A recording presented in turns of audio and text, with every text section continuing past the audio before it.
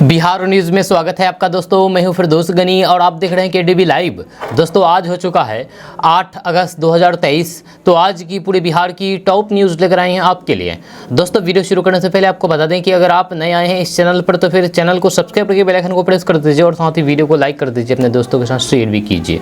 तो चलिए शुरू करते हैं आज की पूरे बिहार की टॉप न्यूज़। दोस्तों आज बिहार न्यूज़ की शुरुआत टॉप हेडलाइन के साथ करते हैं। तो बात करते हैं कि बिहार में तेजी से बढ़ रहा है गंगा का जलस्तर, कई जिलों में बाढ़ का खतरा, हाई अलर्ट पर प्रशासन। बिहार की बेटी और बहू डॉक्टर रोहिणी ने कई देशों की महिलाओं को हरा करके मिसेज इंडिया का जीता खिताब, कहा बिहार की महिलाएं हैं बहुत प्रोग्रेसिव। बिहार के सरकारी डॉक्टर करेंगे हड़ताल, वेतन चाहिए फुल लेकिन हाजिरी नहीं बनाएंगे। गांव-गांव जाकर के खेतों की पड़ताल करेंगे लेखपाल, ऑनलाइन हो सकेगी फसलों की देखभाल, किसानों को मिलेगा फायदा। चली गई बिजली, सदर अस्पताल में अंधेरे में हुआ प्रसूता का ऑपरेशन, बिहार सरकार की फिर हुई फजीहत। बिहार में बहेगी दूध की धारा, चौथे कृषि रोड मैप में नीतीश सरकार का यह प्लान, आगे आपको बताएंगे विस्तार से। दिखने लगा है के पाठक की सख्ती का असर, 52% स्कूलों में बढ़ी बच्चों की हाजिरी। राहुल गांधी के सदन में वापस आने से टूटा नीतीश कुमार का सपना, बोले सुशील मोदी एनडीए को नहीं बल्कि शरद, ममता और नीतीश को पहुंचा दुख। बिहार में मिड डे मील योजना में डाटा एंट्री ऑपरेटर की होगी बहाली। दोस्तों अब खबर विस्तार से। तो बात करते हैं कि टमाटर की बढ़ती कीमत के बीच अब प्याज भी महंगाई के रंग में रंगने वाला है। जानकारी के अनुसार जल्द ही प्याज आम लोगों की आंखों से महंगाई का आंसू निकालेगा। अब तक प्याज किसानों को रुला रहा था, वहीं अब प्याज की कीमत भी 7वें आसमान को छूने को तैयार है। मीडिया रिपोर्ट्स के माने तो अगस्त के अंत तक प्याज की कीमतों की बढ़ने की संभावना है। दरअसल बारिश के कारण फसलों को काफी नुकसान हुआ है। इस साल जनवरी से मई की अवधि के दौरान प्याज की कीमतों में गिरावट से उन उपभोक्ताओं को कुछ राहत मिली है जो काफी महंगे अनाज, दालों और फिर अन्य सब्जियों की खरीद कर रहे थे। हालांकि इससे प्याज किसानों को काफी नुकसान हुआ और इसका असर बुआई पर भी पड़ा, जब वही अब प्याज की कीमतों में बढ़ोतरी होने की संभावना है। आपको बता दें कि एक रिसर्च की रिपोर्ट के मुताबिक आपूर्ति में संभावित कमी के कारण सितंबर की शुरुआत में खुदरा बाजार में प्याज की कीमतें 60 से 70 रुपए किलोग्राम तक बढ़ने की उम्मीद है। हालांकि अक्टूबर में आपूर्ति में सुधार होने से कीमतों में कमी आ जाएगी। रिपोर्ट में कहा गया है कि असामान्य मौसम की स्थिति ने पारंपरिक आपूर्ति को बाधित कर दिया है। प्याज की कीमतें फिलहाल 30 रुपए प्रति किलोग्राम के आसपास हैं। दोस्तों बात करते हैं कि लोकसभा चुनाव 2024 को लेकर के महागठबंधन सरकार कई अभियानों के रास्ते वोटर तक पहुंचने की कोशिश कर रही है। दूसरी ओर भाजपा ने भी वोटरों को रिझाने के लिए अपना रास्ता बना लिया है। बिहार में लोकसभा चुनाव में 40 सीटों को लक्ष्य लेकर के भाजपा ने अपना रास्ता नाम से मैगजीन जारी किया है, जब पार्टी सरकार की ओर से इसके लिए जन जन तक पहुंचाने की तैयारी है। जब भाजपा सरकार की नीतियों को जन जन तक ले जाने के लिए सक्रिय कार्यकर्ता तक मैगजीन पहुंचाया जा रहा है। भाजपा के सामने बिहार के 40 सीटों को जीतने का लक्ष्य है। मिशन 40 को जिस तरीके से साधा जाए, इसे लेकर के पार्टी मंथन कर रही है। पार्टी ने मुख्य पत्र अपना रास्ता को नए अंदाज में लाने का फैसला किया है। आपको बता दें कि बीजेपी बिहार ने मतलब एक अभियान शुरू किया है जिसका नाम है अपना रास्ता। दोस्तों बात करते हैं कि बिहार में गंगा नदी के जलस्तर में काफी तेजी के साथ बढ़ोतरी हो रही है। पिछले 24 घंटे में इसकी रफ्तार 5 गुना से अधिक हो गई है। कल यमुना की भारी दबाव के कारण गंगा का जलस्तर 6 सेंटीमीटर प्रति घंटे की रफ्तार से बढ़ने लगी है। जहां वही केंद्रीय जल आयोग की रिपोर्ट फिलहाल गंगा के बढ़ते जलस्तर से राहत मिलने की भी संभावना नहीं है। जहां केंद्रीय जल आयोग ने इस संबंध में जानकारी दी है। तेजी से बढ़ रहे गंगा के जलस्तर को देखते हुए जिला प्रशासन हाई अलर्ट मोड में आ गया है। दोस्तों बात करते हैं कि बिहार के सीनियर लीडर उपेंद्र कुशवाहा ने बिहार के मुख्यमंत्री नीतीश कुमार और महागठबंधन को लेकर के बड़ा बयान दिया है। उन्होंने कहा है कि जब तक नीतीश कुमार मुख्यमंत्री की कुर्सी पर है तब तक सब ठीक रहेगा। जिस दिन वे मुख्यमंत्री की कुर्सी से हटे तो फिर महागठबंधन ताश के पत्तों की तरह बिखर जाएगा। जी हाँ, रविवार की दोपहर शहर के जिला अतिथि गृह में प्रेस कॉन्फ्रेंस करते हुए उपेंद्र कुशवाहा ने मुख्यमंत्री नीतीश कुमार और लालू प्रसाद यादव पर जमकर के जुबानी हमला बोला। उन्होंने कहा है कि अंदर अंदर डील हुई है कि बिहार की राजनीति से नीतीश कुमार को मुक्त कर देना है और तेजस्वी यादव की ताजपोशी कर देनी चाहिए। वहीं लालू प्रसाद यादव पर निशाना साधते हुए कहा है कि लालू प्रसाद यादव नीतीश कुमार को बिहार से आगे राजनीति में ले जाने वाले भी नहीं हैं, जहाँ उनका मकसद सिर्फ और सिर्फ बेटे को मुख्यमंत्री बनाने तक है। वहीं उपेंद्र कुशवाहा ने सीएम नीतीश कुमार के यूपी से चुनाव लड़ने को केवल हवा करार दिया है। उन्होंने कहा है कि अपने लोगों से बस हवा बनाने के लिए बयानबाजी कराई जा रही है। यूपी में उनकी पार्टी का क्या जनाधार है वह सबको पता है। दोस्तों, बात करते हैं कि बिहार की एक और बेटी ने देश में बिहार का नाम रोशन किया है। जब गोवा में आयोजित मिसेज इंडिया 2023 की प्रतियोगिता में कई देशों की महिलाओं को पीछे छोड़कर के बिहार की बेटी ने खिताब को अपने नाम कर लिया है। आपको बता दें कि बिहार की बेटी डॉक्टर रोहिणी ने मिसेज इंडिया 2023 का खिताब अपने नाम किया है। इसके पहले रोहिणी ने मिसेज बिहार की खिताब भी अपने नाम कर चुकी है। डॉक्टर रोहिणी मिसेज इंडिया का खिताब जीत करके काफ़ी खुश नजर आ रही है। आपको बता दें कि डॉक्टर रोहिणी पटना यूनिवर्सिटी के बीएन कॉलेज में अंग्रेजी विभाग की एसोसिएट प्रोफेसर हैं।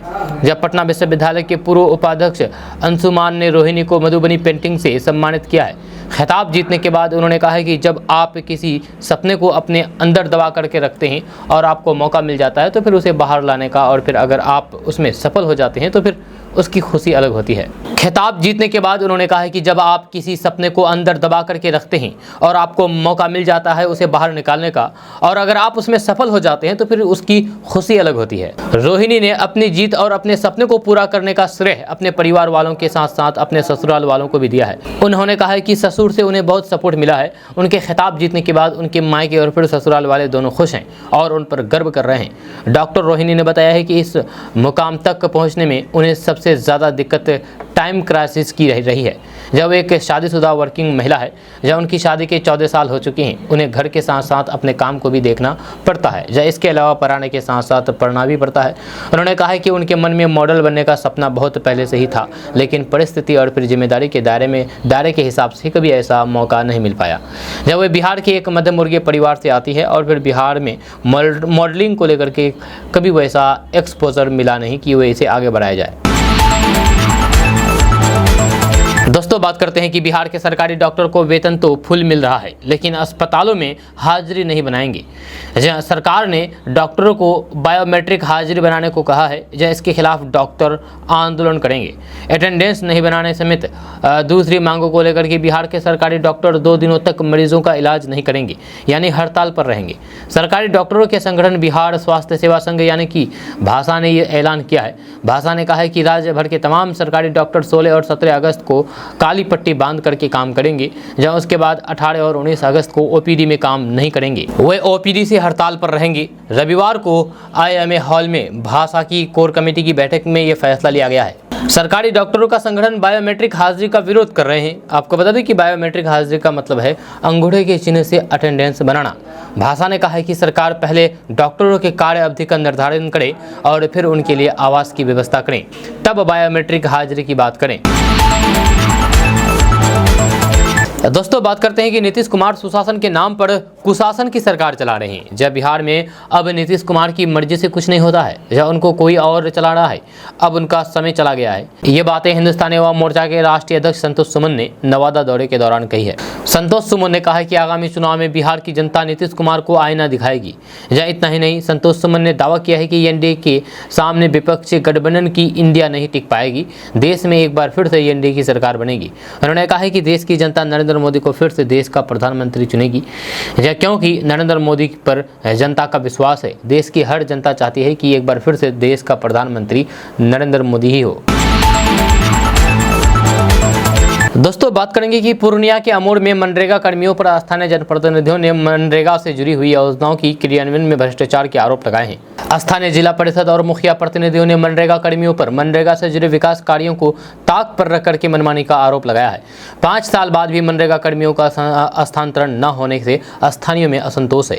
वहीं इसे लेकर के स्थानीय जनप्रतिनिधियों ने प्रमंडलीय आयुक्त से जाँच किए जाने के साथ ही स्थानांतरण की मांग की है। अमोर के क्षेत्र संख्या 30 की जिला परिषद सहबुला जमा भारती ने मनरेगा कर्मियों पर आरोप लगाते हुए कहा है कि मनरेगा लूट का अड्डा बन चुका है।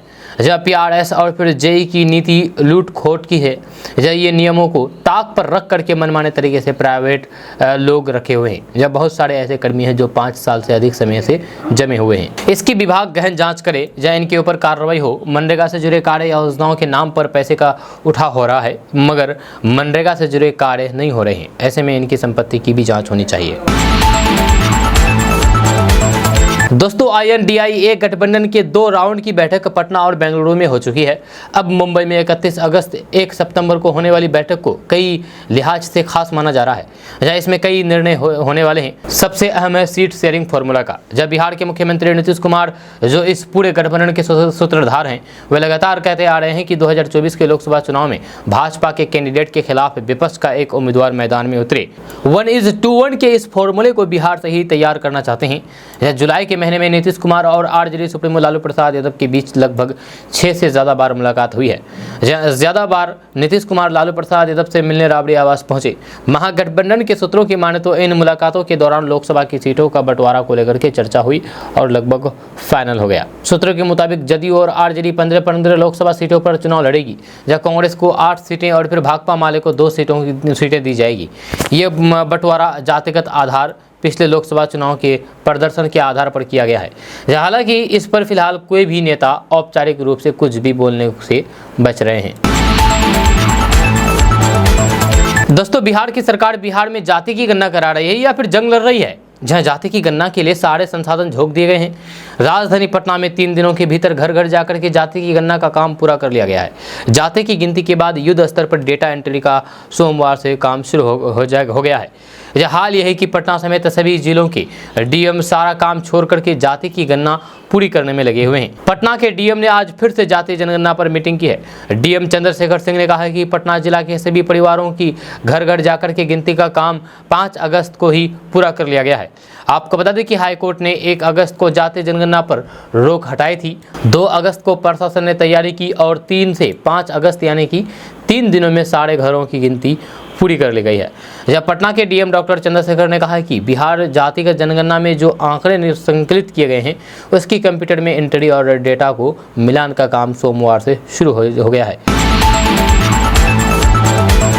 दोस्तों, देश के सरकारी बैंकों ने फिर से कमाल कर दिया है। जब वैश्विक अस्थिरता के बीच सारे अनुमानों को फेल करते हुए कमाई का शानदार रिकॉर्ड बनाया है। जी हाँ, आपको बता दें कि सरकारी क्षेत्र के बैंकों ने एक बार फिर से शानदार प्रदर्शन करते हुए चालू वित्तीय वर्ष 2023-24 की पहली तिमाही में सालाना आधार पर 2 गुने से अधिक यानी कि 34,774 करोड़ रुपए का मुनाफा दर्ज किया है। जब सरकारी क्षेत्र के बैंकों द्वारा जारी पहली तिमाही के आंकड़ों के अनुसार जब पिछले वित्तीय वर्ष की अप्रैल-जून अवधि के दौरान सभी 12 PSU बैंकों ने कुल 15,306 करोड़ रुपए का मुनाफा कमाया था। दोस्तों, बात करते हैं कि बिहार में अल्प वर्षा की स्थिति को देखते हुए किसानों को हर संभव सहायता उपलब्ध कराने के लिए कृषि विभाग ने प्रमंडलवार कृषि अधिकारियों की तैनाती की है। कृषि सचिव संजय अग्रवाल ने अधिकारियों के क्षेत्र में जाकर के वहां किसानों को दी जा रही विभिन्न सुविधाओं का निरीक्षण करने का निर्देश दिया है। साथ ही विभिन्न फसलों की कवरेज की क्या स्थिति है, डीजल अनुदान की क्या स्थिति है, बिजली की आपूर्ति की क्या स्थिति है एवं नलकूप से सिंचाई की क्या स्थिति है, इसके बारे में भी प्रतिवेदन देने का निर्देश दिया गया है। अधिकारी प्रत्येक सप्ताह में 1 से 2 बार अपने अपने क्षेत्र में जाएंगे। इसी क्रम में कृषि विभाग के संयुक्त सचिव संजय सिंह एवं संयुक्त निदेशक पटना प्रमंडल संतोष कुमार उत्तम ने भोजपुर जिले के विभिन्न प्रखंडों में विभागीय योजना तथा डीजल अनुदान और फिर धान रोपाई आदि की समीक्षा की है। दोस्तों, बात करते हैं कि किसानों को खेती से जुड़ी हुई सुविधाएं देने के लिए विवरण ऑनलाइन किए जा रहे हैं। एग्री स्टेक ऐप के माध्यम से लेखपाल गांव-गांव जाकर के खेतों की पड़ताल करेंगे, जहां अक्षांक एवं देशांतर के कारण खेत तक जाना अनिवार्य होगा। एक ही जगह से विवरण अपलोड नहीं किया जा सकेगा। सभी लेखपालों को इसके लिए लॉगिन और फिर पासवर्ड दिए जाएंगे। 10 अगस्त से ई पड़ताल का काम शुरू कर दिया जाएगा। कृषि क्षेत्र के विकास के लिए केंद्र एवं प्रदेश सरकार की ओर से अनेक महत्वपूर्ण योजनाएं संचालित की जा रही है। इन योजनाओं का लाभ पात्र व्यक्तियों तक पहुंचाने के लिए कृषि से जुड़े विवरणों को ऑनलाइन किया जा रहा है। इसी को लेकर के केंद्र सरकार की ओर से एग्रीटेक ऐप तैयार किया गया है, जहाँ इस ऐप का उपयोग करने के लिए लेखपालों को लॉगिन और फिर पासवर्ड दिया जा रहा है। दोस्तों बात करते हैं कि शिक्षा विभाग बिहार के सरकारी स्कूलों के शिक्षकों की प्रोफाइल तैयार करवा रहा है, जहाँ ऐप पोर्टल पर तैयार की जा रही है, जहाँ प्रोफाइल में शिक्षकों की शैक्षिक योग्यता, ट्रेनिंग, सेवा पुस्तिका, प्रमोशन, आधार कार्ड और ट्रांसफर आदि की जानकारियां अपडेट करनी है। जहाँ आने वाले समय में शिक्षकों को प्रमोशन और फिर ट्रांसफर आदि के लिए अलग से न आवेदन करने की जरूरत होगी और न ही नियोजन इकाई से इसकी जानकारी तलब की जाएगी। केवल एक क्लिक पर विभाग को पता चल जाएगा कि किस शिक्षक का कब तबादला हुआ है, तबादले की ड्यू टाइम लाइन क्या है, या इसको प्रमोशन किया जाना है। यही बात वेतन वृद्धि आदि पर भी लागू होती है। हालांकि शिक्षकों की प्रोफाइल से जुड़ी हुई जानकारियों का उपयोग कैसे तैयार किया जाना है, इन संदर्भ में सरकार को औपचारिक तौर पर निर्णय लेना बाकी है। दोस्तों बिहार के मोतिहारी से एक ऐसा मामला सामने आया है जिसने बिहार सरकार की पोल खोल करके रख दी है। बिहार में अच्छी स्वास्थ्य व्यवस्था का दावा करने वाले बिहार के उप मुख्यमंत्री और स्वास्थ्य मंत्री तेजस्वी यादव की सारी व्यवस्था सिर्फ बातों और वादों तक ही सीमित नहीं रही है। मामला बिहार के मोतिहारी का है, जहां अस्पताल में बिजली चली गई और डॉक्टरों ने अंधेरे में टॉर्च की रोशनी से प्रसूता का ऑपरेशन किया। बताया जा रहा है कि सदर अस्पताल के प्रसूति वार्ड में एक गर्भवती महिला भर्ती थी। मेडिकल कारणों से उनका ऑपरेशन करना जरूरी था, लेकिन उस समय बिजली गुल थी। ऐसे में डॉक्टरों ने टॉर्च की रोशनी में उस महिला का ऑपरेशन किया। हैरानी की बात यह है कि जिस वक्त उस महिला का ऑपरेशन किया गया, अस्पताल में इन्वर्टर भी काम नहीं कर रहा था। जब गनीमत रही कि इस परिस्थिति में भी महिला डॉक्टर ने सफलतापूर्वक ऑपरेशन को अंजाम दिया है। जब फिलहाल मां और बच्चा दोनों की हालात ठीक है, लेकिन बिहार सरकार की व्यवस्था को लेकर के हकीकत देश के सामने आ चुकी है। दोस्तों बात करते हैं कि बिहार के पूर्व मुख्यमंत्री जीतन राम मांझी ने शराब को लेकर के एक बार फिर से विवादित बयान दिया है। जीतन राम मांझी ने कहा है कि जब गरीब थकान मिटाने के लिए दवा के तौर पर थोड़ा शराब पीते हैं तो उन्हें जेल में डाल दिया जाता है, लेकिन जब बड़े लोग और अफसर रात 10 बजे के बाद शराब पीते हैं तो उन्हें कोई नहीं पकड़ता। जीतन राम मांझी ने कहा है कि शराबबंदी की वजह से लोग चोरी छिपे महुआ की शराब बना रहे हैं, जिसके पीने से गरीब लोग की जान जा रही है। शराबबंदी के नाम पर ताड़ी बेचने वाले और फिर पीने वालों को जेल में डाला जा रहा है। आपको बता दें कि बिहार के नवादा में हिंदुस्तानी अवाम मोर्चा ने गरीब जनसंवाद का आयोजन किया था, जहां जीतन राम मांझी ने कहा है कि बड़े लोग और अधिकारी जब रात 10 बजे के बाद ड्रिंक करते हैं तो फिर उन पर कोई भी कार्रवाई नहीं होती है, लेकिन अगर कोई भी गरीब अपनी थकान मिटाने के लिए थोड़ी शराब पी भी लेता है तो उसे जेल भेज दिया जाता है। बड़े लोगों को कोई नहीं पकड़ता। दोस्तों बात करते हैं कि बिहार में गाड़ी चलाने के लिए ड्राइविंग लाइसेंस का होना अनिवार्य है। ऐसे में ड्राइविंग लाइसेंस बनाने के लिए आप एजेंट का चक्कर छोड़ें और फिर खुद से ऑनलाइन के द्वारा ड्राइविंग लाइसेंस को बनाएं, जहाँ इससे समय और पैसा दोनों की बचत होगी। दरअसल बिहार में ड्राइविंग लाइसेंस बनाने की प्रक्रिया को आसान कर दिया गया है। अब आप घर बैठे इसके लिए ऑनलाइन के द्वारा आवेदन कर सकते हैं और तय समय पर ड्राइविंग टेस्ट पास करके आप लाइसेंस को प्राप्त कर सकते हैं। आपको बता दूं कि अगर आप पहली बार लाइसेंस बना रहे हैं तो फिर आपको लर्निंग लाइसेंस के लिए आवेदन करना होगा। जब लर्निंग लाइसेंस बनने के बाद आप परमानेंट लाइसेंस के लिए आवेदन कर सकते हैं। लर्निंग लाइसेंस की वैधता 6 महीने की होती है। बिहार में आप खुद से लर्निंग लाइसेंस बना सकते हैं। उसके लिए आपको एक वेबसाइट पर जाना होगा और ये वेबसाइट है www.sttps://सारथी.परिवहन.gov.in/सारथी सर्विस/state selection.do पर आपको जाना होगा। इसके बाद अपने राज्य बिहार को सेलेक्ट करें। या इसके बाद आपको अप्लाई फॉर लर्निंग लाइसेंस पर क्लिक करना होगा। आपको लाइसेंस बनाने के लिए कुछ निर्देश फॉलो करना होगा, उसे सही सही भरें। अब आपके सामने एक आवेदन फॉर्म खुलेगा, उस फॉर्म में अपनी जानकारी सबमिट करना होगा। आपको सभी इंपॉर्टेंट डॉक्यूमेंट्स अपलोड करने होंगे और फिर ड्राइविंग टेस्ट के लिए स्लॉट चुनने होंगे। अब ऑनलाइन के द्वारा आवेदन शुल्क जमा करना होगा। इसके बाद आपका आवेदन पूरा हो जाएगा। दोस्तों बात करते हैं कि बिहार में मानसून पिछले 2 दिनों से पूरी तरीके से सक्रिय हो चुका है। जी हाँ, बिहार के सभी जिलों में वर्षा के संकेत हैं, लेकिन 10 जिलों में भारी बारिश की संभावना है। 10 में से 8 जिलों में बहुत ज़्यादा भारी बारिश के आसार हैं। इनमें सहरसा, सुपौल, मधेपुरा, दरभंगा, वैशाली, समस्तीपुर, खगड़िया और भागलपुर जिला शामिल है। वहीं बाकी अन्य 2 जिलों सीतामढ़ी और मुजफ्फरपुर में भी भारी वर्षा की चेतावनी जारी की गई है। इसके साथ ही बिहार के अधिकांश जिलों में मेघ गर्जन के साथ वज्रपात की भी चेतावनी दी गई है। बिहार के अन्य जिलों में मध्यम से लेकर के हल्की वर्षा की चेतावनी दी गई है। मौसम विभाग के अनुसार सुबह से ही राजधानी पटना समेत भोजपुर, बक्सर, मुंगेर, नालंदा, अरवल, औरंगाबाद, पूर्वी चंपारण, जहानाबाद, कैमूर, मुजफ्फरपुर, रोहतास और वैशाली में यानी कि वैशाली जिला में येलो अलर्ट जारी किया गया है।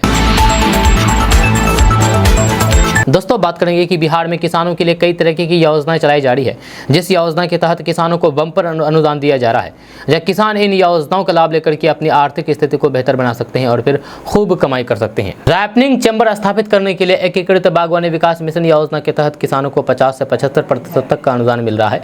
जब बिहार में उद्यान विभाग किसानों को केले की खेती करने के लिए प्रति हेक्टेयर लागत पर 50% अनुदान दे रही है।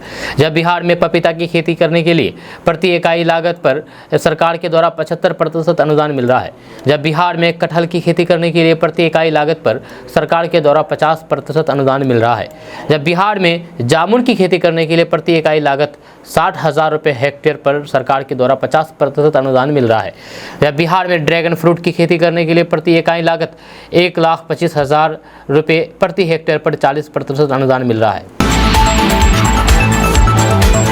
दोस्तों बात करते हैं कि बिहार के सीवान से एक सनसनीखेज मामला निकल करके सामने आया है। यहाँ इंजीनियरिंग कॉलेज में फाइनल ईयर की छात्रों का प्राइवेट वीडियो वायरल करने की खबरें निकल करके सामने आई है। जब फाइनल ईयर की गर्ल्स स्टूडेंट का कहना है कि ये वीडियो उनके हॉस्टल की जूनियर छात्राओं ने चोरी चुपके बनाया है और सोशल मीडिया पर अपलोड कर दिया है, जिसके बाद अब इस पूरे मामले की जांच करवाने को लेकर के फाइनल ईयर की लड़कियां धरना पर बैठ गई है। जहाँ इस दौरान कॉलेज कैंपस में तोड़फोड़ की भी बातें सामने आई है, जिसमें एक छात्रा बेहोश हो गई है। जहाँ सीनियर छात्राओं ने कहा है कि जूनियर स्टूडेंट हमारा प्राइवेट वीडियो बना करके सोशल मीडिया पर अपलोड करके वायरल कर देती है। ये वीडियो हॉस्टल के अंदर का ही है, जहाँ छात्रों का आरोप है कि जूनियर कम कपड़ों में उनका वीडियो बनाती है, जब वॉशरूम में निकलने का भी वीडियो बना लेती है। फाइनल ईयर की छात्राएं हॉस्टल के 2nd फ्लोर पर रहती है, जबकि कॉलेज हॉस्टल के 3rd फ्लोर पर जूनियर छात्राएं रहती है। सीनियर का आरोप है कि हमारी जूनियर बार बार हम लोगों को परेशान करती है। हॉस्टल के रूम में छोटे कपड़े में रहने पर इसका वीडियो बना करके सोशल मीडिया पर पोस्ट किया जा रहा है, जहाँ वॉशरूम से निकलते वक्त भी उन लोगों का वीडियो बनाया जाता था।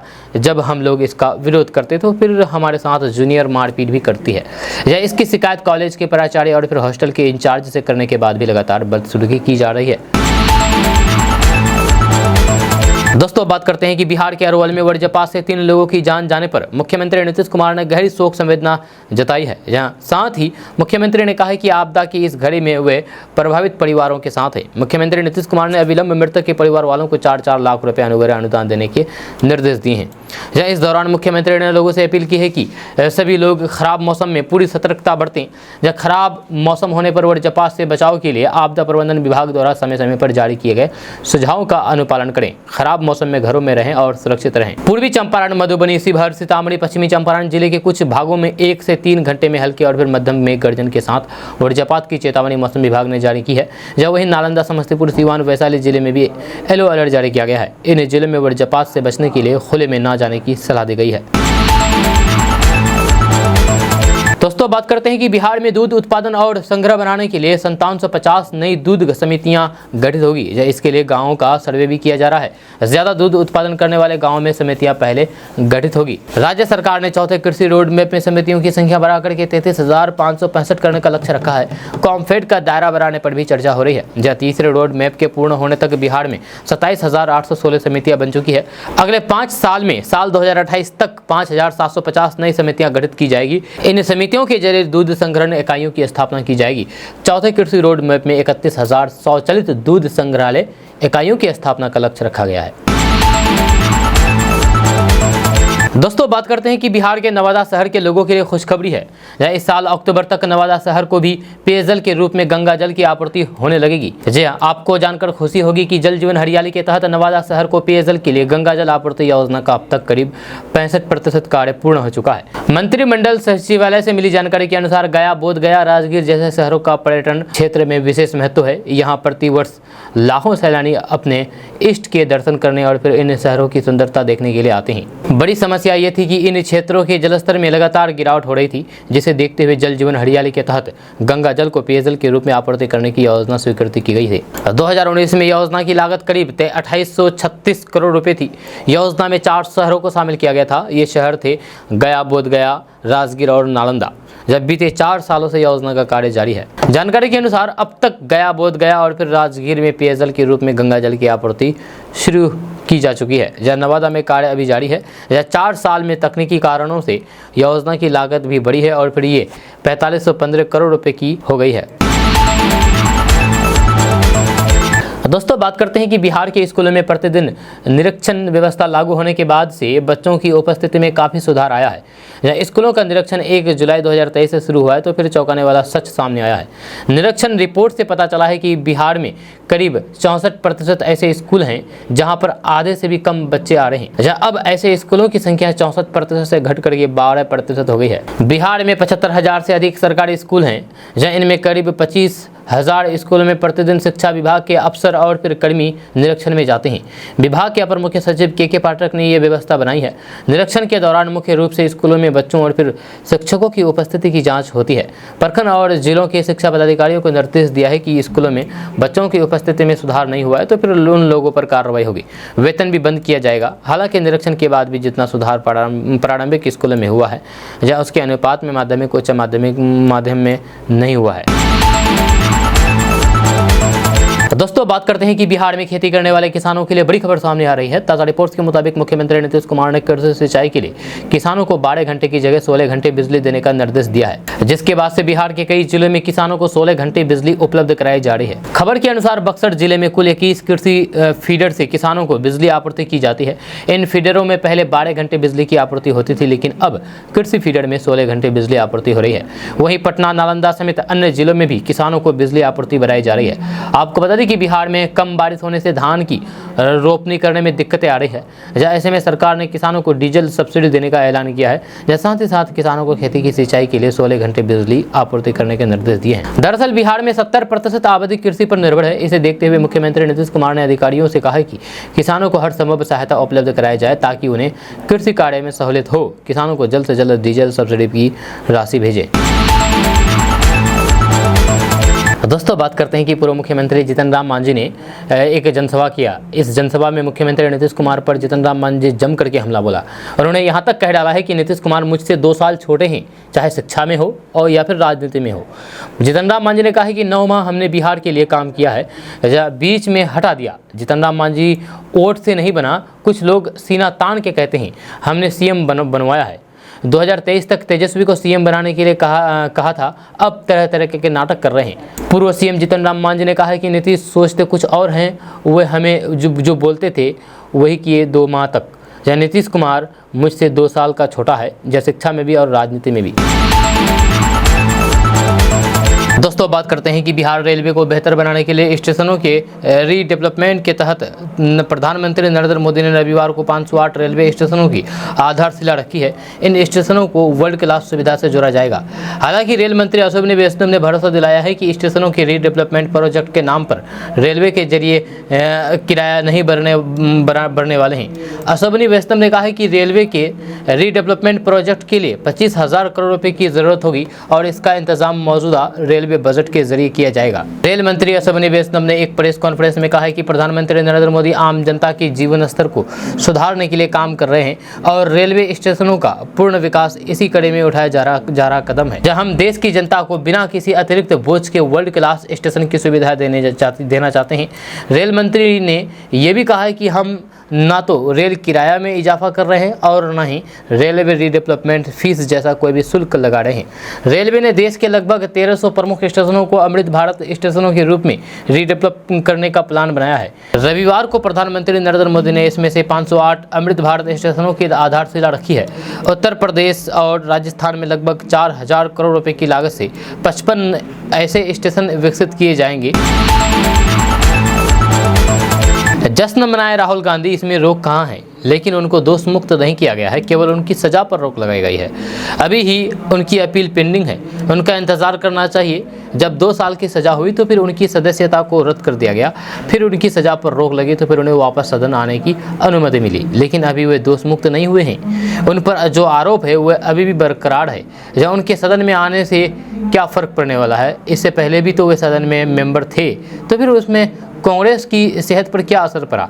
यह बातें मैं नहीं बल्कि भाजपा के राज्यसभा सांसद और बिहार के पूर्व उप मुख्यमंत्री सुशील कुमार मोदी ने कही है। जब भाजपा सांसद सुशील कुमार मोदी ने कहा है कि राहुल गांधी की वापसी से कांग्रेसी भले ही खुश हो रहे हो, लेकिन उनके सहयोगी दुखी हैं। उनके सदन में वापस आने से सबसे अधिक किसी को दुख हुआ है तो वह शरद पवार, ममता बनर्जी और सबसे ज़्यादा नीतीश कुमार को दुख हुआ है। इन तीनों का बड़ा सपना टूट गया है। इनके सदन में वापस आने से एनडीए को कोई परेशानी नहीं है, या बल्कि ये समझना चाहिए कि राहुल गांधी पहले भी सदन के मेंबर थे, तो फिर उस समय क्या कांग्रेस की सेहत पर कोई असर पड़ा था?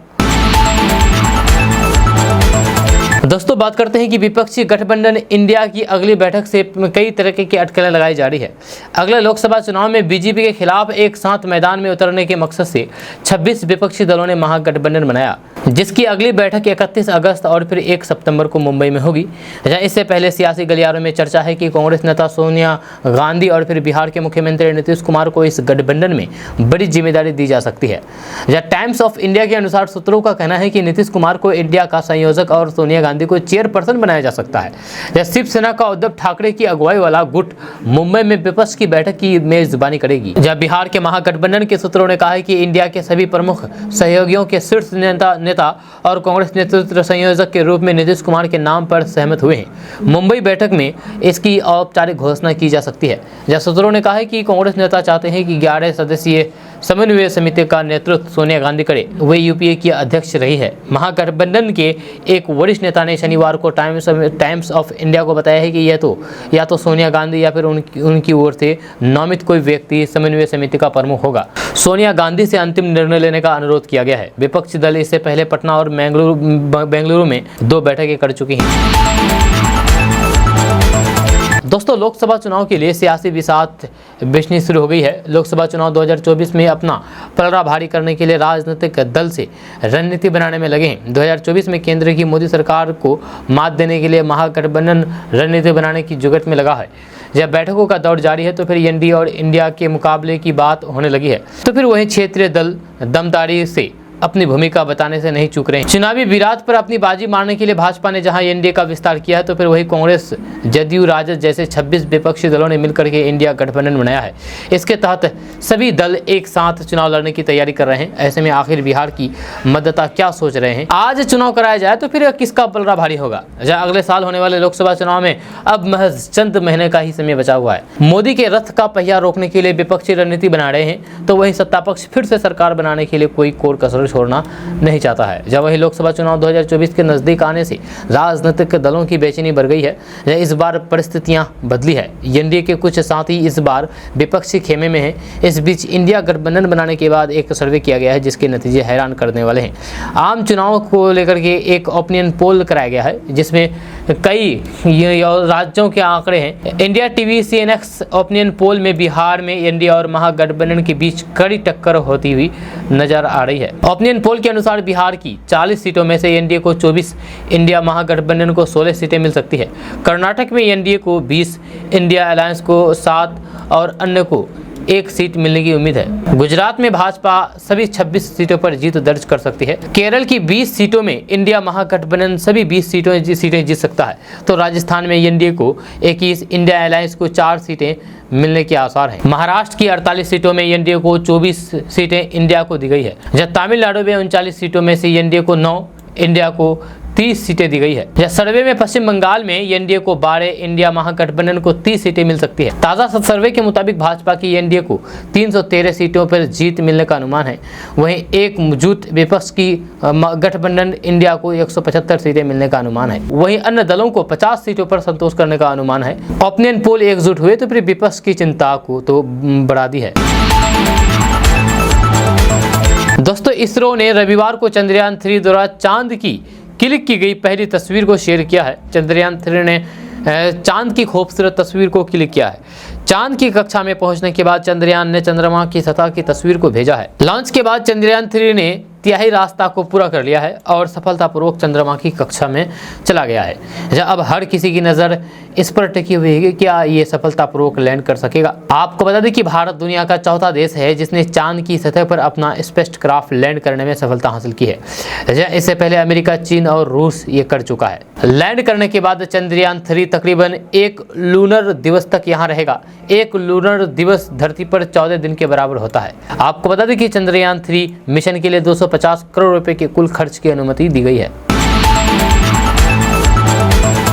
दोस्तों, बात करते हैं कि बिहार में जातिगत जनगणना कराए जाने के खिलाफ सुप्रीम कोर्ट में दायर अर्जी पर सुनवाई टल गई है। अब इस अर्जी पर 14 अगस्त को सुनवाई होगी। सुप्रीम कोर्ट में अर्जी दायर करके जातिगत जनगणना पर तुरंत रोक लगाने की मांग की गई है। याचिकाकर्ता की ओर से दलील दी गई है कि जातिगत जनगणना कराने का अधिकार राज्य के पास नहीं है, जहां इससे संविधान का उल्लंघन हुआ है। इससे पहले बीते 1 अगस्त को पटना हाईकोर्ट ने जातिगत जनगणना पर रोक लगाने की मांग वाली सभी अर्जियों को खारिज कर दिया है। जब बिहार में इस समय जातिगत जनगणना का काम तेजी के साथ हो रहा है। एनजीओ की याचिका के अलावा उच्च न्यायालय के इस फैसले के खिलाफ एक अन्य याचिका शीर्ष अदालत में दायर की गई है। नालंदा निवासी अखिलेश कुमार द्वारा दायर याचिका में दलील दी गई है कि इस कवायद के लिए राज्य सरकार द्वारा जारी अधिसूचना संवैधानिक प्रावधान के खिलाफ है। याचिका में कहा गया है कि संवैधानिक प्रावधानों के अनुसार केवल केंद्र सरकार को जनगणना का अधिकार है। दोस्तों, बात करते हैं कि बिहार ई चालान से राजस्व अर्जित करने के मामले में देश के 5 राज्यों में शामिल हो गया है। जब बीते 6 माह में बिहार ने इस क्षेत्र में जबरदस्त प्रगति की है। केंद्र सरकार के आंकड़ों के अनुसार बिहार ने पूरे देश में 5वां स्थान प्राप्त किया है। परिवहन मंत्रालय ने ये 6 माह के राजस्व को लेकर की रिपोर्ट जारी की है। इसमें बिहार ने पहले की अपेक्षा बेहतर काम किया है। जब केंद्र के आंकड़े के अनुसार ई चालान में बिहार ने इस दौरान 138 करोड़ रुपए जुटाए हैं। यही नहीं, पूरे देश में राजस्थान, उत्तर प्रदेश, हरियाणा, महाराष्ट्र के बाद बिहार का यह स्थान है। जब पिछले दिनों बिहार में ई चालान काटने में तेजी आई है। जुर्माना वसूली भी काफ़ी बड़ी है, जब इसलिए पहली बार उसने ई चालान सेक्टर में इतना प्रभावी प्रदर्शन किया है। जब सुरक्षित यातायात को लेकर के राज्य सरकार ने बीते दिनों हर क्षेत्र में सावधानी बरतनी शुरू की है। जब लोगों को जागरूक किया गया है, एक अभियान के रूप में इसे पूर्व प्रदेश में चलाया जा रहा है। दोस्तों, यूट्यूबर मनीष कश्यप को लेकर के तमिलनाडु पुलिस पेशी के लिए बेतिया पहुंची। यहाँ जैसे मनीष कश्यप को लेकर के पुलिस ट्रेन से उतरी तो फिर लोग नारेबाजी करने लगे। मनीष कश्यप पर लोगों ने फूल बरसाए। हालांकि पुलिस की तरफ से सुरक्षा के कड़े इंतजाम किए गए थे, लेकिन मनीष कश्यप के समर्थक स्टेशन पर पहुंच गए। मनीष कश्यप की बेतिया कोर्ट में बदसलूकी और फिर सरकारी काम में बाधा डालने के मामले में पेशी की थी, जहाँ उन पर मंझोलिया में स्टेट बैंक के शाखा प्रबंधक से बदसलूकी और फिर सरकारी काम में बाधा डालने के आरोप में मामला दर्ज है। जहाँ तमिलनाडु पुलिस कड़ी सुरक्षा के बीच सप्त क्रांति एक्सप्रेस से लेकर के बेतिया पहुंची, जहां मनीष के समर्थक पहले से ही इंतजार कर रहे थे। मनीष कश्यप को लेकर के जैसे ही पुलिस स्टेशन से निकली तो फिर समर्थन नारेबाजी करने लगे।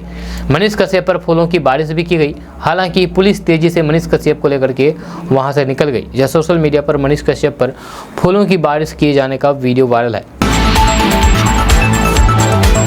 दोस्तों, आज का न्यूज़ बस यहाँ तक। कैसा लगा नीचे कमेंट बॉक्स में कमेंट करके ज़रूर बताइएगा। अगर आप नए आए हैं इस चैनल पर तो फिर चैनल को सब्सक्राइब करके बेल आइकन को प्रेस कर दीजिए और साथ ही वीडियो को लाइक कर दीजिए, अपने दोस्तों के साथ शेयर भी कीजिए। तो चलिए मिलते हैं फिर नेक्स्ट वीडियो के साथ। तब तक के लिए जय हिंद, जय बिहार।